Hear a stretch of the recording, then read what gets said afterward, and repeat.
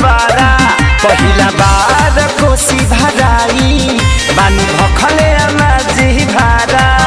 अरे सुनी देवर जी उखिया नियादी भइल बड़े रौरे भतीजे भतीजे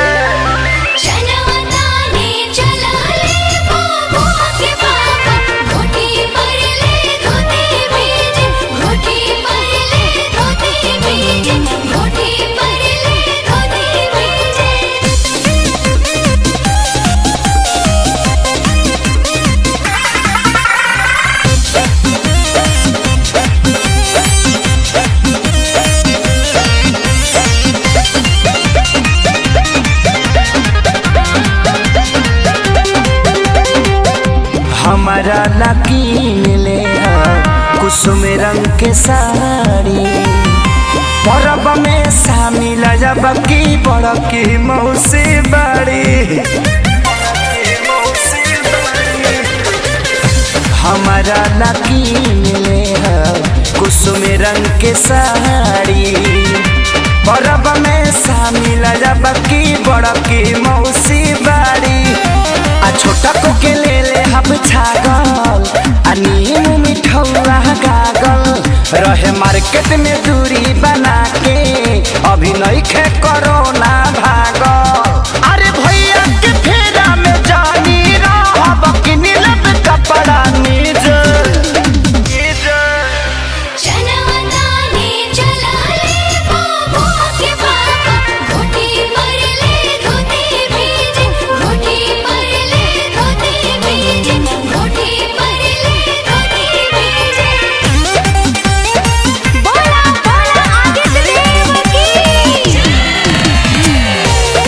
masti.in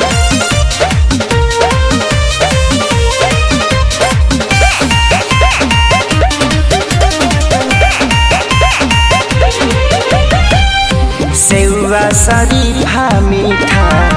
ले हब ज्यादा केरा के खवद काटा बाइले हब आधा सेवा शरीफा मीठा ले हब ज्यादा केरा के खवद काटा बाइले हब आधा अरे रख दी है सही आंखें सारी ओकर बाद हमर बाबारी आ छठी मैया कृपा करी है उनके महिमा होए भारी